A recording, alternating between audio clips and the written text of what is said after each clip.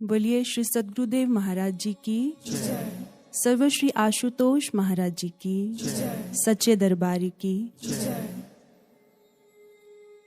आकाश मंडल में सूर्य के उदित होते ही सारे फूल खिल जाते हैं, परंतु इसमें आश्चर्य क्या? प्रशंसनीय है तो वो हार श्रृंगार का फूल जो आधी रात के घने अंधेरे में भी खिल उठता है। ठीक ऐसे ही सहज सुखद अनुकूल परिस्थिति में जिंदगी जिंदा दिली से तो हर कोई जी लेता है, लेकिन बात तो तब है जब असहज दुखद प्रतिकूल परिस्थिति में भी जिंदा दिली बुजदिली में परिवर्तित ना हो। लेकिन वास्तविकता के धरातल पर आकर अगर जिंदगी को देखें तो ज्यादातर लोग प्रतिकूल परिस्थितियों में हाथ खड़े कर जीवन भर भागने में बिता देते हैं, जिन्हें हम जीवन से हारे हुए लोग भी कहते हैं। किसी ने खूब कहा है, कमाले बुज़दिली है पस्त होना अपनी आंखों में, अगर थोड़ी सी हिम्मत हो तो क्या हो नहीं सकता। ये सच है। ज्यादातर लोग अपनी दुर्बलताओं को पहचानते नहीं, लेकिन यह भी उतना ही सच है कि अधिकतर लोग अपनी शक्ति के बारे में नहीं जानते। शेक्सपियर का कथन है, we know what we are but know not what we may be. हम यह तो जानते हैं कि हम क्या हैं, पर हम इस बात से अपरिचित रहते हैं कि हम क्या हो सकते हैं। इसी कारण जीवन के कठिन दौर से गुजरते हुए हम स्वयं को अकेला, हताश, दुखी, निराश किसी गहरी अंधेरी खाई में खड़ा पाते हैं, जिससे निकलने का हमें दूर दूर तक कोई रास्ता दिखाई नहीं देता। तब महसूस होता है कि दुनिया का कोई रिश्ता, कोई रुतबा, कोई वस्तु, कोई बाहरी ज्ञान हमें बाहर निकालने में सक्षम नहीं है। जिंदगी का यही एक ऐसा मोड़ है जहां पर हमें वास्तविकता का बोध होता है। सफर ए जिंदगी में जब भी कोई मुश्किल मुकाम आया, न गैरों ने तवज्जो दी, न अपना कोई काम आया। संसार के बड़े बड़े दिग्गजों को आपने इस खाई में खड़े देखा होगा।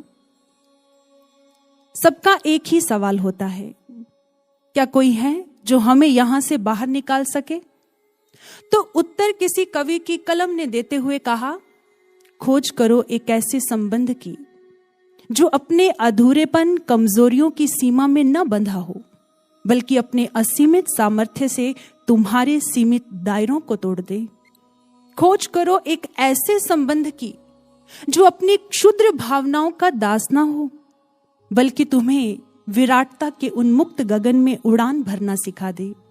खोज करो एक ऐसे संबंध की जो तुम्हारी कल परसों की गलतियों को ना देखे, बल्कि तुम्हारी आज की कोशिशों को सराहे। सफलता पर नजर ना रखे, तुम्हारे हर कर्म के पीछे छिपी हुई तुम्हारी भावना की कदर करे। खोज करो एक ऐसे संबंध की जिसे तुम्हें अपने बारे में बार बार समझाना ना पड़े, जो तुम्हें तुमसे ज्यादा समझता हो, जो तुमसे ज्यादा तुम्हारा अपना हो। अंत में कवि ने कहा, अगर जन्मों के तप के बाद तुम्हें कोई ऐसा मिल जाए तो घुटनों के बल गिरकर अपने आप को पूरे का पूरा उसे सौंप देना, क्योंकि तुम जिंदगी से इससे ज्यादा और कुछ मांग ही नहीं सकते हो। निस्संदेह हमारी खोज पूर्ण हुई। जिंदगी ने हमें सब कुछ दिया श्री गुरु महाराज जी के रूप में। यदि हम सारी विशेषताओं को किसी एक संबंध में देखना चाहेंगे तो वो महान विभूति केवल सद्गुरु हुआ करते हैं। हमारे शास्त्रों में वर्णन आता है, गुरुरेव जगत सर्वं ब्रह्म विष्णु शिवात्मकम गुरोः परतरंग नास्ति तस्मात् संपूज्येत गुरुम। सद्गुरु पूजनीय है। गुरु में ब्रह्मा, विष्णु, महेश सकल सृष्टि समाविष्ट होती है। गुरु से अधिक और कुछ है ही नहीं। योगानंद परमहंस जी अपनी किताब विस्पर्स फ्रॉम एटर्निटी में एक कविता के द्वारा अपने गुरु युक्तेश्वर गिरि जी के लिए लिखते हैं, हे गुरुदेव, अगर समस्त देवता मिलकर भी अपने आशीर्वाद की दीवारों से मेरी सुरक्षा कर देते, किंतु मुझे आपका आशीर्वाद नहीं मिलता, तो मेरी हालत उस अनाथ जैसी होती जिसे आपकी अप्रसन्नता के खंडरों में आध्यात्मिक रूप से सूखने के लिए छोड़ दिया गया हो। आपके बिना ये जीवन अधूरा है। आप मेरे जीवन का सर्वस्व हैं गुरुदेव। भानु को कमल अनेक मिले, कमलन हेतु दिनेश तुम ही हो। मेघ को मोर अनेक मिले, मोरन हेतु जलेश तुम ही हो। भूप को दास अनेक मिले, दासन हेतु नरेश तुम ही हो। तुमको भक्त अनेक मिले, पर मेरे तो हृदयेश तुम ही हो। एक बार किसी शिष्य ने श्री गुरु महाराज जी के पास जाकर कहा, महाराज जी, मेरे मन में दुविधाओं का कोहराम मचा हुआ है। मेरा मन बहुत अशांत है। कृपया कोई ऐसा सूत्र दें जो इन पर इस समय विराम लग सके। तो महाराज जी ने उसे कागज कलम लाने को कहा। फिर स्वयं अपने हाथों से श्रीमद् भगवत गीता की एक संस्कृतबद्ध पंक्ति व्याख्या सहित लिख दी। सुहृदं सर्वभूतानां ज्ञात्वा मां शांति मृच्छति। फिर मुस्कुराकर कहने लगे, जिसने हमें अपना सुहृद परम मित्र मान लिया, इतना सोचने भर से ही उसे शांति मिल जाया करती है। सोचिए, जिस साधक के हृदय आसन पर निरंतर गुरु के चिंतन का शासन हो, वहां पर चिंताएं भला कैसे ठहर सकती हैं?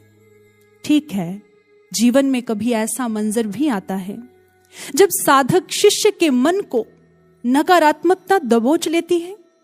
गुरु मूक साक्षी बने रहते हैं, न बाहर से कोई आश्वासन, न भीतर से दर्शन। ऐसे में साधक के हृदय की वेदना केवल यही कहती है, उठता है सर तो आकाश मेरे करीब है, धरती है पास इतनी कि पांव तले नसीब है। हवा भी रहती है हर पल मुझे सहलाती, पर तुम हो कहां ऐ मेरे आत्मा के साथी। कहा था तुमने, सांसों से भी अधिक समीप हूं मैं, तेरी धड़कनों के मोती का सीप हूं मैं। फिर क्यों मेरे एहसास तुमसे खाली हैं, मेरे अनुभवों की चादर क्यों खाली है? क्या तुम्हारा कथन सत्य नहीं, या फिर मेरी साधकता योग्य नहीं? कहिए, कुछ तो कहिए गुरुदेव। अक्सर जब भी शिष्य के जीवन में कर्म संस्कारों की सुनामी उठती है, तो गुरु और शिष्य के बीच की संचार तारे ठप सी लगती हैं। शिष्य को ऐसे लगता है मानो उसके हृदय की बात गुरु के हृदय तक पहुंच ही नहीं रही। ख्याल रहे, संचार बेशक ना हो, किंतु गुरु के द्वारा शिष्य का संरक्षण सतत बना रहता है। दीनहीन शिष्य के अश्रु पहुंचते हुए गुरु का दिव्य स्वर उभरता है, क्या तेरा दुख केवल तुम्हारा है?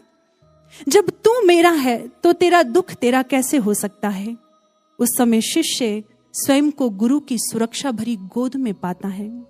वो हमारे हर हाल से वाकिफ है साधको, उनसे भला क्या छिप सकता है। एक बार महाराज जी बालकनी में खड़े हुए थे। खड़े खड़े आंखें मूंद ली, फिर अचानक बोले, हमारी दृष्टि में तो सब कुछ समा जाता है, तो सोचकर देखिए भला हम उनकी करुणामयी दृष्टि से कैसे वंचित हो सकते हैं। वो हमारे हर हाल से वाकिफ हैं। जब भी किसी भयानक स्थिति में हमें घिरा हुआ पाते हैं, तो उनका वात्सल्य भरा स्वर ममता से सहलाकर हमें कहता है, यूं ना तुम मायूस हो, कदमों में जहां रख दूंगा। क्या खो गया है जो हिम्मत हार बैठे हो, मुश्किलों में मैं तेरे बन ढाल संग चलूंगा। एक बार किसी शिष्य ने महाराज जी से कहा, गुरुदेव हमेशा मेरे साथ रहिए। महाराज जी ने कहा, ऐसे ही होगा। उसने पलट कर कहा, लेकिन कैसे होगा महाराज जी? आप अपने कक्ष में, मैं अपनी दुनिया में। जब भी कभी मुझे किसी समस्या में आपकी जरूरत होगी, तो आप किसी अन्य भक्त को समय देने, ध्यान साधना में व्यस्त होंगे। उस समय मैं स्वयं को बहुत अकेला अनुभव करूंगा महाराज जी। तो महाराज जी ने कहा, क्या तुम वो भजन नहीं सुने? हे ज्ञान रूप सतगुरु मुझको भी ज्ञान दे दो, करुणा के 4 छींटे करुणा निधान दे दो। गुरु देह स्वरूप नहीं, ज्ञान स्वरूप होते हैं। ज्ञान मिलते ही गुरु सत्ता हर शिष्य के हृदय में ज्ञान रूप में स्थापित हो जाती है।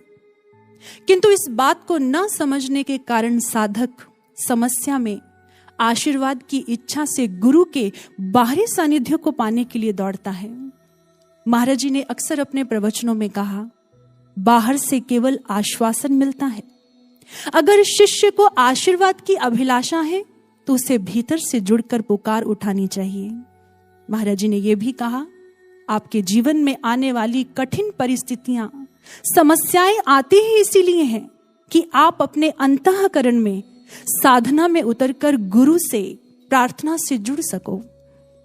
और जो साधक अपने भीतर उतरकर गुरु के चिंतन से तार जोड़ता है, वो आत्मबल, प्रेरणा को पाकर अपने जीवन की हर बाधा को पार कर जाता है। जैसे बादल तभी बरसते हैं जब उनका संबंध समुद्र से होता है। समुद्र से संबंध टूटते ही वो अपना अस्तित्व खो बैठते हैं, केवल धूल भरी एक बदली बनकर रह जाते हैं। साधक में आत्मबल के लक्षण दिखाई नहीं देते, वो जीवन में हताश, निराश हो जाता है। एक बार मार्टिन लूथर बड़ी निराश अवस्था में बैठे हुए थे। उन दिनों उन्हें कुछ लोगों के घोर तानों और विरोध का सामना करना पड़ रहा था। जब उनकी पत्नी ने उन्हें इस मनोस्थिति में देखा तो काले वस्त्र पहनकर उनके सामने आकर खड़ी हो गई। मार्टिन ने पूछा, आज काले वस्त्र क्यों पहन रखे हैं? पत्नी ने कहा, क्या आप नहीं जानते, आज वो मर गए। मार्टिन ने कहा, कौन मर गए? पत्नी ने कहा, आज ईश्वर मर गए।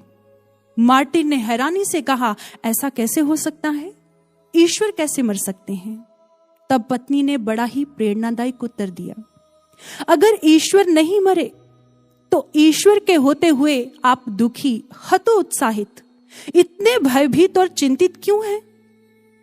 एक बार ऐसी ही निराशाजनक परिस्थिति से निकल रहे किसी शिष्य से श्री गुरु महाराज जी ने कहा, याद रखना, अगर तुम्हारे जीवन में कुछ तुम्हारे मन के अनुसार हो रहा हो तो अच्छा है, और अगर नहीं हो रहा हो तो और भी अच्छा है।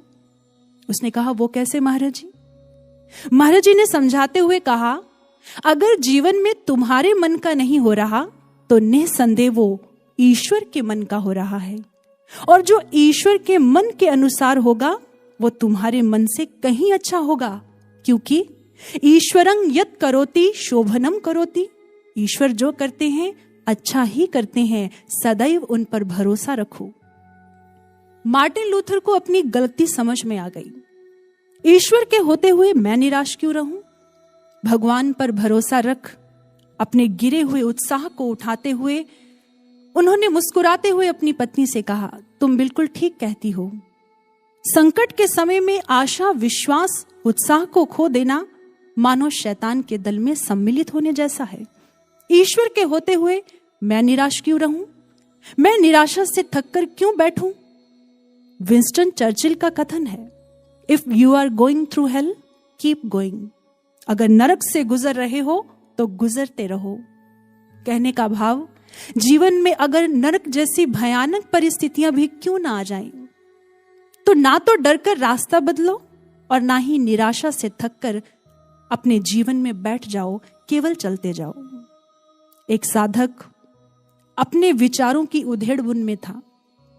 उस शिष्य के मन में एक चिंता चल रही थी कि भक्ति पथ पर बढ़ तो चले हैं, लेकिन मन में बहुत से विचार, विकार, जिनसे मन निरंतर उलझा रहता है, अभी तक वो नहीं बन पाए जो महाराज जी हमें बनाना चाहते हैं। और पल पल अनुभूतियों में श्री गुरु महाराज जी कहते हैं कि समय बहुत कम बचा है, फिर इतने कम समय में बदलाव कैसे हो पाएगा? क्या हम अंत तक चल पाएंगे? क्या हम अपनी मंजिल को प्राप्त कर लेंगे? तो अनुभव में उसको उत्तर देते हुए श्री गुरु महाराज जी ने कहा, जो मैं कहता हूं तुम केवल वही करते जाओ। अगर साधना के लिए कहा जाए तो साधना में जुट जाओ। अगर सेवा के लिए आदेश आए तो डटकर सेवा करो। फिर मस्त अंदाज में हवा में हाथ हिलाकर बोले, फिर इन विचारों विकारों की क्या औकात, इन्हें तो मैं चुटकियों में समाप्त कर दूंगा। तुम चिंता मत करो, जो तुम्हें कहा जाए तुम बस वही करते जाओ। एक ही मूल मंत्र अपनाओ, रुको नहीं, चलते जाओ। बहती नदी से जज्बे लिए बढ़ते जाओ। नदी के जज्बों को किसी कवि ने बड़ा सुंदर बयां किया। उसने कहा, रास्ता रोक रही चट्टाने, पत्थर से सब बंद मुहाने, पर्वत की पूरी कोशिश है उठती लहर दबाने की, मगर नदी ने जिद ठानी है सागर तक बह जाने की। चलने की इच्छा तो हर साधक में होती है, पर न जाने क्यों भक्ति पथ पर, सेवा क्षेत्र में निर्मित होने वाली परिस्थितियों और साधना पथ पर मन की आने वाली बाधाओं में उलझकर अक्सर साधक की सेवा साधना गति मंद पड़ जाया करती है। तो चलिए स्वयं से एक प्रश्न करते हैं, क्या हम चरेवैती धुन गुनगुनाने वाले दृढ़ साधक बनना चाहते हैं? उत्तर हां या ना में देने से पहले एक बात याद रखिएगा, अगर आप ऐसे दृढ़ साधक बनना चाहते हैं तो उसके लिए आपको वैसी सोच रखनी होगी, वैसे विचार रखने होंगे और फिर उन विचारों के अनुरूप कर्म करने होंगे। सफलता तभी प्राप्त होगी। सफलता एक परिणाम है जिसकी शुरुआत कहां से होती है? चलिए एक उदाहरण से समझते हैं। मान लीजिए आपने एक पेड़ पर फल लगा देखा, आप कहें कि यह फल कहां से आया? जाहिर सी बात है, पेड़ से। अब प्रश्न है कि पेड़ कहां से आया? तो उत्तर बड़ा ही आसान है, छोटे से पौधे का विशाल रूप है पेड़। अब गहराई से देखें कि वो छोटा सा पौधा कहां से आया, तो पाएंगे एक नन्हे से बीज ने धरती की गहराई में मौन तपस्या की, वही पेड़ के होने का कारण है। कहने का भाव, जैसे उस मीठे फल का स्रोत बीज है, ऐसे ही सफलता रूपी मीठे फल का भी कोई ना कोई बीज जरूर है। और क्या नाम है उस बीज का? वो है हमारी सोच, हमारे विचार। लेकिन जैसे दुनिया का हर बीज हमें मीठा फल नहीं दे सकता, ऐसे ही हमारा हर विचार हमें सफलता नहीं दे सकता। साधकों, विशेष फल पाने के लिए जैसे विशेष बीज होते हैं, ऐसे ही साधना पथ पर विशेष सफलता पाने के लिए साधकों को विशेष उत्कृष्ट दिव्य विचार रखने होंगे। अगर आज हमारे भीतर में ऐसे विचार नहीं है तो हमारे मन की इस अवस्था का जिम्मेदार कौन? प्रश्न है, मान लीजिए आप कहते हैं कि मेरा मन अच्छे विचार अच्छी सोच नहीं रख पा रहा, तो क्या इसके लिए संसार दोषी है? बिल्कुल नहीं, क्योंकि बाहर की परिस्थिति और भीतर के विचारों में अंतर होता है। बाहर की परिस्थिति कैसी भी क्यों ना हो, लेकिन मन में कैसे विचार रखने हैं, इसमें हम स्वतंत्र होते हैं। कोई हमें मजबूर नहीं करता कि नकारात्मक स्थिति में नकारात्मक सोचना ही सोचना है। लेकिन हमें लगता है हमारे विचारों की चाबी बाहर है, इसलिए हम बाहर दोष लगा देते हैं। मन के विचारों का बहुत ही सुंदर चित्रण किया मनोवैज्ञानिक विक्टर फ्रैंकल ने अपनी आत्मकथा में। द्वितीय विश्व युद्ध के समय जब हिटलर ने यहूदियों को जेल में डालकर पशु से बदतर हालत में रखा तो असंख्य लोग मर गए। उसी समय उस मनोवैज्ञानिक को भी पकड़कर परिवार सहित जेल में डाल दिया गया। धीरे धीरे परिवार के सदस्य भी मर गए। वो लिखते हैं, जेल की भयानक परिस्थिति और प्रतिदिन के अत्याचारों में उन्हें यह भी नहीं पता होता था कि कल तक वो जीवित रहेंगे भी कि नहीं। तब उन्होंने सोचा, मैं बाहर की परिस्थिति नहीं बदल सकता, लेकिन एक स्वतंत्रता अभी भी मेरे पास है जो मुझसे कोई नहीं छीन सकता। वो है मैं इस परिस्थिति में भी कैसे रिस्पॉन्ड करता हूं, मैं कैसे विचार रखता हूं। मैं चाहूं तो भय और निराशा के विचारों के बोझ तले दबकर मृत्यु से पहले ही मर जाऊं, और मैं चाहूं तो बाहर निकलने की आशावादी सोच के साथ जीवित रहूं। उसने सकारात्मक रहने का निर्णय लिया। उस दुखद परिस्थिति में भी वो सुखद भविष्य की सोचकर मुस्कुरा देता। ये देखकर लोग बहुत हैरान होते। असंख्य लोग मरे पर वो जीवित रहे, क्योंकि उन्होंने सोच रखा था, जब मैं बाहर निकलूंगा तो अपनी खोज दुनिया को एक सूत्र के माध्यम से समझाऊंगा। और वो सूत्र क्या है? आप बाहर की परिस्थिति को कंट्रोल नहीं कर सकते, किंतु आपके विचार, आपकी सोच पर आपका नियंत्रण है। आपके विचार आपकी जिम्मेदारी है, इसे स्वीकार करें। क्योंकि जब हम अपने विचारों को नियंत्रण नहीं कर, अपने खुद के मन पर काम नहीं करते, तो अक्सर यही कहते हैं, फला व्यक्ति, परिस्थिति, घटना के कारण मेरा मूड ऑफ है, ये सब बदलेगा तो मैं ठीक हो जाऊंगा। ये सब बहाने हैं जिनमें उलझकर हम सेवा क्षेत्र में कितने ही सुअवसरों से हाथ धो बैठते हैं, अपना कीमती समय गवा लेते हैं। एक बार किसी संत ने अपने जिज्ञासु भक्तों से एक प्रश्न किया, मान लीजिए आपके पास 86,400 रुपए हैं, रास्ते पे चलते हुए कोई चोर आपके 10 रुपए लूट कर भाग जाए तो क्या करोगे? क्या अपने 10 रुपए वापस पाने के लिए तुम उस चोर के पीछे भागोगे? जिज्ञासुओं ने कहा, नहीं महाराज, हम 10 रुपए की छोटी सी राशि को अनदेखा करेंगे और अपने बचे हुए पैसे संभाल कर अपने रास्ते चलते जाएंगे। संत ने कहा, आपका अवलोकन सही नहीं है। मैंने देखा है ज्यादातर लोग 10 रुपए वापस पाने की फिक्र में चोर के पीछे दौड़ते हैं और अपने बचे हुए 86,390 रुपयों से भी हाथ धो बैठते हैं। फिर उन्होंने विस्तार से समझाया, ये 86,400 हमारे प्रतिदिन के सेकंड हैं। अक्सर हम किसी के साथ 10 सेकंड की हुई बात की नाराजगी, कहा सुनी के गुस्से को दिन भर सोचकर जलते रहते हैं और अपने 86,390 सेकंड नष्ट कर लेते हैं। कहने का भाव, नकारात्मकता हमारे पूरे दिन की ताजगी छीन कर ले जाती है। हमें पॉजिटिव एटीट्यूड अपनाना चाहिए, क्योंकि हमारी खुशी इस बात पर निर्भर नहीं करती है कि हमारे साथ क्या हुआ है, बल्कि इस बात पर निर्भर करती है कि जो हुआ है उसे हम कैसे देखते हैं। ग्रीक फिलोसोफर एपिक्टेटस कहते हैं, दुनिया में ज्यादातर लोग अपनी कठिनाइयों से परेशान नहीं हैं, बल्कि उन कठिनाइयों को देखने के तरीके से परेशान है। एक बस कंडक्टर ड्राइवर के साथ एक ही रोड पर 20 सालों से काम कर रहा था। थोड़े से पैसेंजर चढ़ते, सबको वो चेहरे से पहचानते थे। किसने कहां से चढ़ना है, कहां उतरना है, टिकट कटता, बड़े ही मस्त अंदाज में जिंदगी चल रही थी। लेकिन एक दिन उस बस में 6 फुट लंबा पहलवान चढ़ गया। सब देखकर हैरान, क्योंकि चेहरा नया था। अब छोटे कद के कंडक्टर ने पास जाकर बड़ी धीमी दबी आवाज में कहा, टिकट। तो आगे से रोबदार उत्तर आया, पहलवान टिकट नहीं लेता है। इतना सुनते ही कंडक्टर चुप। हफ्तों यही सिलसिला चलता रहा। कंडक्टर को लगा कि बाकी पैसेंजर क्या सोचेंगे। उसके सम्मान को ठेस लगी, उसे बेइज्जती महसूस हुई। उसने ड्राइवर से जाकर कहा, भाई मैं तो 3 महीने की छुट्टी पर जा रहा हूं, एक मुश्किल है जो मुझे हल करनी है। घर जाते ही उसने प्रोटीन शेक ऑर्डर किया, जिम ज्वाइन किया, सेल्फ डिफेंस क्लासेस अटेंड की, अपने कॉन्फिडेंस को बिल्ड कर इसी सोच के साथ वापस लौटा, कुछ भी हो जाए उस पहलवान को तो आज टिकट देना ही देना है। ऐसे कैसे टिकट नहीं लेना, टिकट तो सबको लेना पड़ता है। आज जैसे ही वो गया तो उसने रोबदार आवाज में कहा, टिकट। तो आगे से वही प्रतिदिन की तरह उत्तर आया, पहलवान टिकट नहीं लेता है। उसने थोड़ा रोष से भरकर कहा, तो पहलवान टिकट क्यों नहीं लेता है?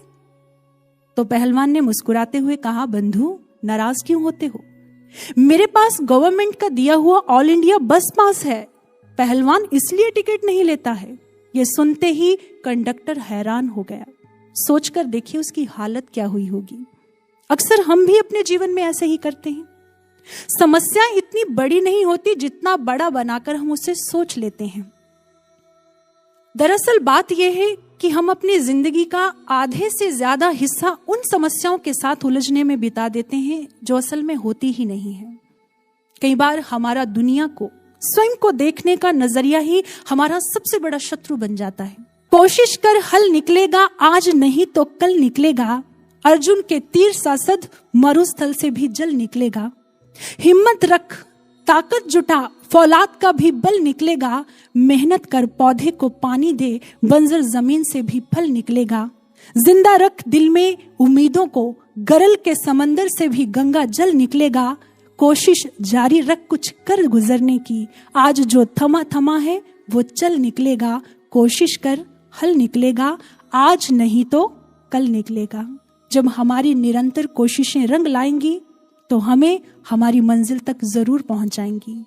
बोलिए श्री सद्गुरुदेव महाराज जी की, सच्चे दरबार की।